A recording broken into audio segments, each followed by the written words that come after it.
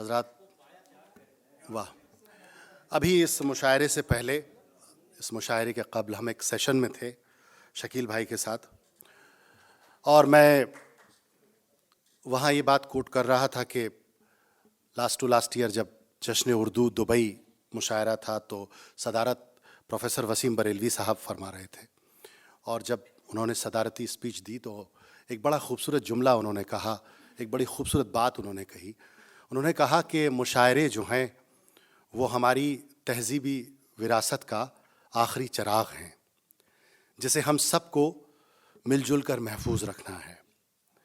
ये गंगा जमनी तहज़ीब का इकलौता वो दयार है जिसकी रोशनी अब न सिर्फ इस मुल्क में बल्कि इस मुल्क के बाहर भी इतनी ही रोशन और रवा दवा रहे, ये हम सब का फ़र्ज़ बनता है।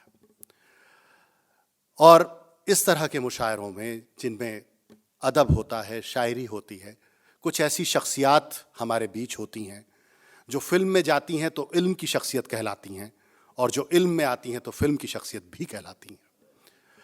ऐसी ही एक शख्सियत हमारे साथ इस मुशायरे में और बल्कि दिन भर से शकील आज़मी साहब हैं।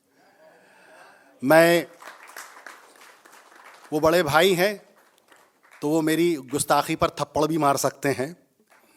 पिछले दिनों उनकी फिल्म थप्पड़ आई, उसमें उनके गीत सुने, मुल्क आई, उसमें उनके गीत सुने, और 70 से ज़्यादा ऐसी फिल्में जिसमें शायराना कैफियत के गीत जो हम कभी किसी ज़माने में कैफ़ी आज़मी साहब, साहिर या मजरूह साहब के ज़माने में सुनते थे, वो अब एक काम जो फिल्मों में जो चंद शायर कर रहे हैं, उनमें एक शायर हमारे अहद के अच्छे शायर, बड़े शायर शकील आज़मी साहब। मैं उनसे गुजारिश करता हूँ और आपसे चाहता हूँ कि आप इस्तकबाल करें शकील आज़मी साहब।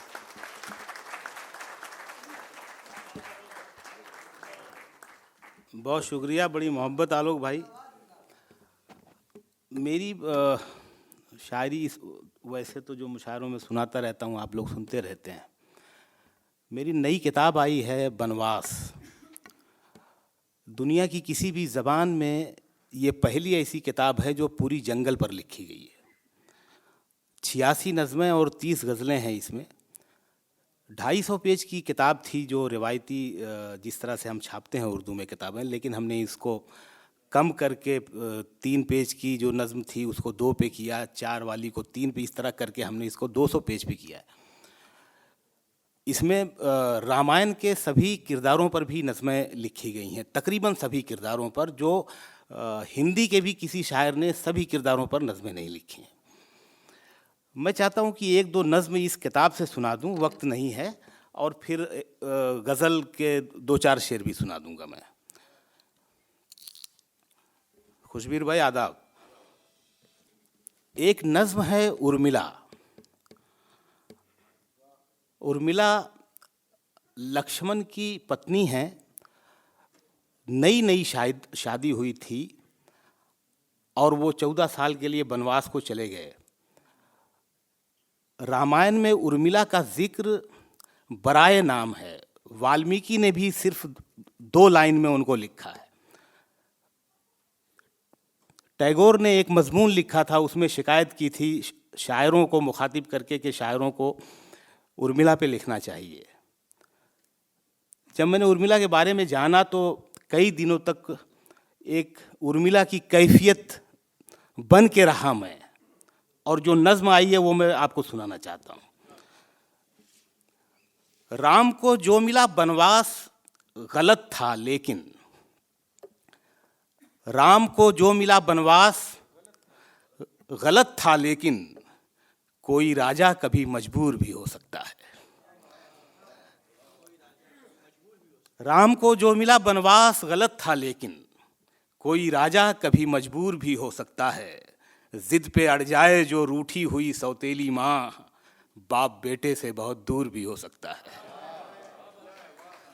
बहुत शुक्रिया नवाजिश, बहुत शुक्रिया। इस किताब का एक वाक़या है, जब इसकी पहली गज़ल हुई थी और वो जब ग्वालियर में पढ़ी गई, और 4 दिन के बाद राहत साहब ने मुझे फ़ोन करके उस गज़ल की दाद दी थी, और जब इस किताब के बारे में लिखा तो उसका जिक्र भी किया है, मैं उनको याद कर रहा हूँ इस हवाले से भी। राम को जो मिला बनवास गलत था, लेकिन कोई राजा कभी मजबूर भी हो सकता है। जिद पे अड़ जाए जो रूठी हुई सौतेली माँ, बाप बेटे से बहुत दूर भी हो सकता है। ये जो बनवास था ये खेल हुकूमत का था, और इस खेल में हर दाव सियासत का था।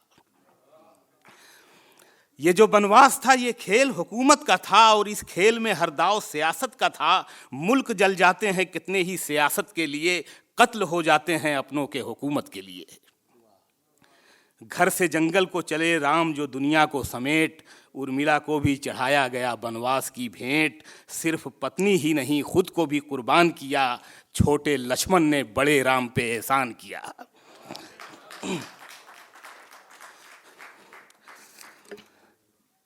सिर्फ पत्नी ही नहीं खुद को भी कुर्बान किया, छोटे लक्ष्मण ने बड़े राम पे एहसान किया। राम राजा भी थे, इंसान भी, भगवान भी थे। राम राजा भी थे, इंसान भी, भगवान भी थे। उर्मिला के वो मगर भाव से अनजान भी थे। रूह जंगल में थी और जिस महल के अंदर, वो भी रहते हुए पत्थर में हुई थी पत्थर। दूर रहना पड़ा लक्ष्मण से उसे 14 बरस, वो महल उसके लिए ऐसा था जैसे कि कफस। दूर रहना पड़ा लक्ष्मण से उसे 14 बरस, वो महल उसके लिए ऐसा था जैसे कि कफस। उर्मिला बेदिलो बेजान थी लक्ष्मण के बगैर, जैसे सिंगार हो कोई किसी दर्पण के बगैर। बहुत शुक्रिया। उर्मिला बेदिलो बेजान थी लक्ष्मण के बगैर, जैसे सिंगार हो कोई किसी दर्पण के बगैर। दर्द उसका कभी दीवार से निकला ही नहीं, उसमें जो मोम था वो धूप में पिघला ही नहीं। दर्द उसका कभी दीवार से निकला ही नहीं, उसमें जो मोम था वो धूप में पिघला ही नहीं। ऐसी खामोशी जो आवाज न बनने पाई, वो थी एक राज जो हमराज न बनने पाई। ऐसी खामोशी खत्म हो रही है, क्लाइमेक्स आ रहा है। ऐसी खामोशी जो आवाज ना बनने पाई, वो थी एक राज जो हमराज ना बनने पाई। एक चिंगारी बिना भड़के हुई राख में राख, उसके अश्कों से ना भीगी कभी इतिहास की आंख। एक चिंगारी बिना भड़के हुई राख में राख, उसके अश्कों से ना भीगी कभी इतिहास की आंख।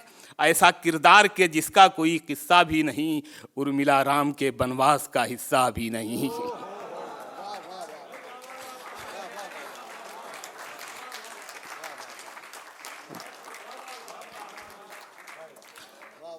बहुत शुक्रिया यार, क्या सुना आपने, बहुत नवाजिश, बहुत शुक्रिया।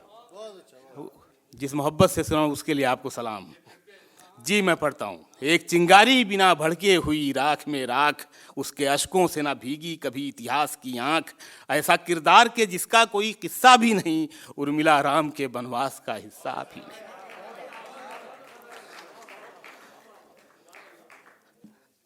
एक और किरदार है भरत।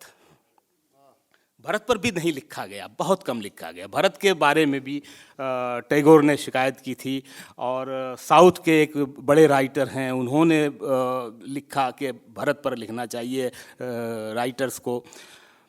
ये नज़्म भी मैं सुनाता हूँ, ज़्यादा वक्त नहीं लूँगा, छोटी छोटी नज़्में हैं। और फिर यूं हुआ दशरथ न रहे दुनिया में, और फिर यूं हुआ दशरथ न रहे दुनिया में।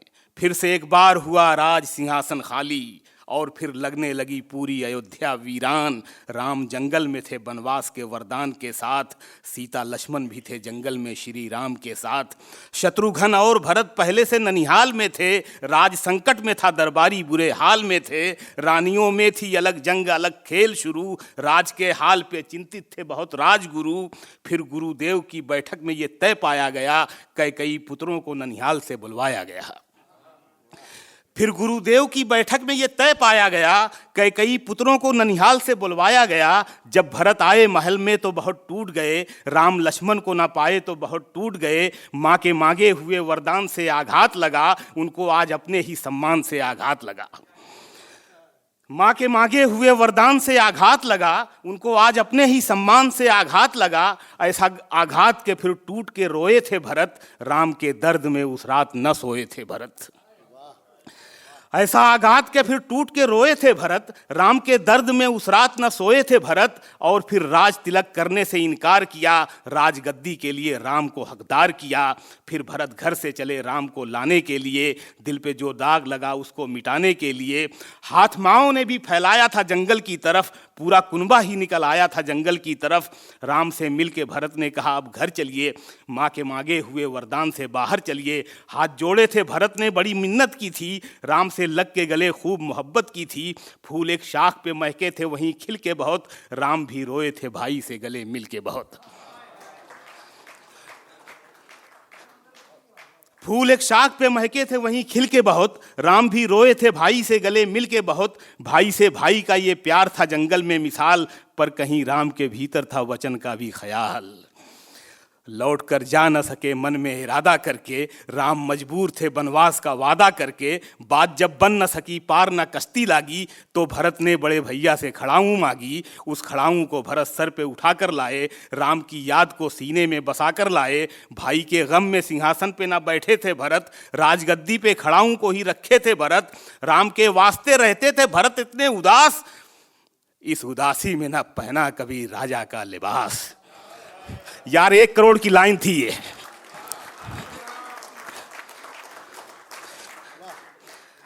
राम की याद को सीने में बसा कर लाए, भाई के गम में सिंहासन पे ना बैठे थे भरत, राजगद्दी पे खड़ाऊं को ही रखे थे भरत। राम के वास्ते रहते थे भरत इतने उदास, इस उदासी में ना पहना कभी राजा का लिबास।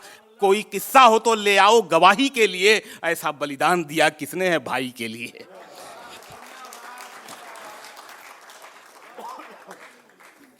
ऐसा बलिदान दिया किसने है भाई के लिए। एक और नज्म सुन ले रियल जंगल से। रामायण मेरी किताब का 1/3 पार्ट है, बाकी जो है वो पूरा रियल जंगल है। जंगल को, पेड़ों को, पौधों को किस तरह से देखा गया है, जानवरों को। एक नज्म सिर्फ सुनाता हूँ। नज्म का उन्वान है आवागमन। आवागमन।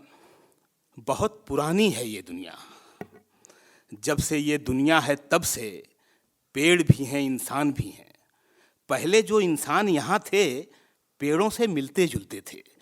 सुनिएगा नज़्म, महसूस कीजिएगा। बहुत पुरानी है ये दुनिया, जब से ये दुनिया है तब से पेड़ भी हैं इंसान भी हैं। पहले जो इंसान यहाँ थे पेड़ों से मिलते जुलते थे।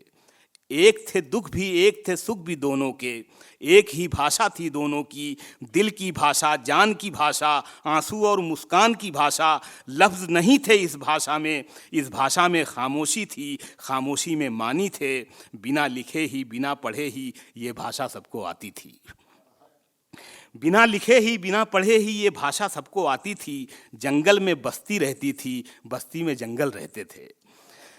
जाने कितनी सदियों से इस धरती पर इंसान आते हैं, पेड़ उगते हैं। जाने कितने इंसानों की रूहें पेड़ में रहती हैं। जाने कितने पेड़ हैं जो इंसानों के अंदर रहते हैं। कायनात का एक चक्कर है जो सदियों से जारी है। कायनात का एक चक्कर है जो सदियों से जारी है। जाने कितनी सदियों से इस चक्कर में दोनों साथ में चलते हैं, दोनों रूप बदलते हैं, दोनों जिस्म बदलते हैं। क्लाइमेक्स आ रहा है। दोनों साथ में चलते हैं, दोनों रूप बदलते हैं, दोनों जिस्म बदलते हैं। तुम भी कुछ दिन रहकर देखो जंगल में।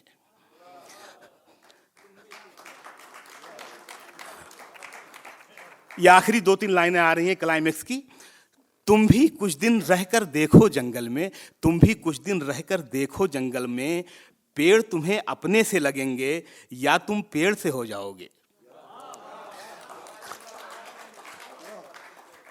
और ये आखिरी 2-3 लाइनें तो सुन लो यार कि तुम भी कुछ दिन रहकर देखो जंगल में, पेड़ तुम्हें अपने से लगेंगे या तुम पेड़ से हो जाओगे।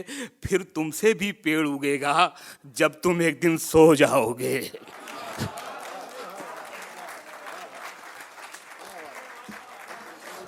बहुत शुक्रिया नवाजिश, बहुत शुक्रिया। ये काम हो गया यार। ये 15-20 साल लग सकते थे, लेकिन ये लॉकडाउन में एक काम हो गया। ये नज्म की बहुत बड़ी शायरा हैं, शबनम इशाई साहिबा, ये नज़्म भी मुझे बहुत पसंद है जो इन्होंने याद दिलाई है, लेकिन मैंने अभी वहाँ पे पढ़ी थी तो इसलिए नहीं पढ़ी थी मैंने ये नज़्म। बहरहाल मैं सुनाता हूँ, सुनिएगा। ये नज़्म भी, इसका उन्वान है पेड़ कभी नहीं मरता है। घर में जो फर्नीचर है उसको धूप हवा पानी से दूर रखो। ये थॉट ही देखो यार, क्या थॉट है। मैंने विक्रम भट्ट को फोन पे सुना दी ये नज्म, खैर ये नज्म सुन लीजिए, वो सिलसिला छोड़।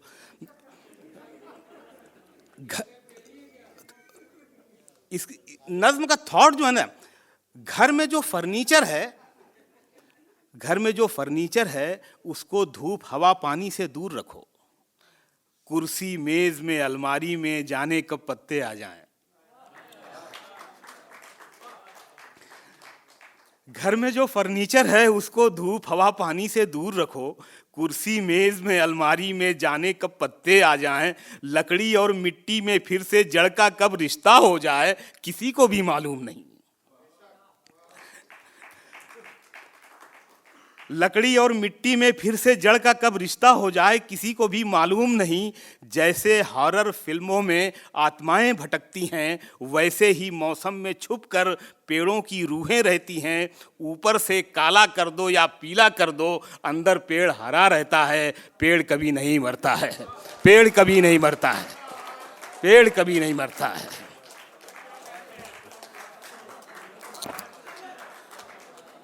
नई गजल के 2-3 शेर सुन लें, अच्छा लगेगा, मजा आएगा। परों को खोल तो सुनते रहते हैं। नहीं किसी की नहीं है, नहीं किसी की नहीं। फरहद भाई, नहीं किसी की नहीं है, नहीं किसी की नहीं। सभी को जाना है एक दिन, ज़मीं किसी की नहीं। नहीं किसी की नहीं है, नहीं किसी की नहीं। सभी को जाना है एक दिन, ज़मीं किसी की नहीं। हिसाब ज़हर का सबको चुकाना पड़ता है। हिसाब ज़हर का सबको चुकाना पड़ता है। जो सांप रखती है वो आस्तीं किसी की नहीं। बहुत शुक्रिया नवाजिश, बहुत शुक्रिया, बहुत शुक्रिया। हिसाब ज़हर का सबको चुकाना पड़ता है। जो सांप रखती है वो आस्तीं किसी की नहीं। बहुत शुक्रिया, बहुत शुक्रिया, खुश रहिए, बहुत नवाजिश। नहीं किसी की नहीं है, नहीं किसी की नहीं। सभी को जाना है एक दिन, ज़मीं किसी की नहीं।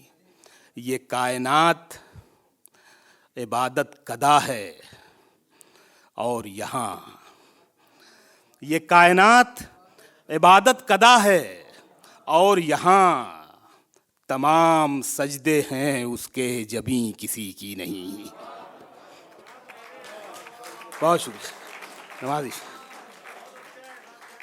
बहुत शुक्रिया, बहुत शुक्रिया। ये कायनात इबादत कदा है और यहाँ तमाम सजदे हैं उसके, जबीं किसी की नहीं। बहुत शुक्रिया भाई, खुश रहिए। नहीं किसी की नहीं है, नहीं किसी की नहीं। सभी को जाना है एक दिन, ज़मीं किसी की नहीं।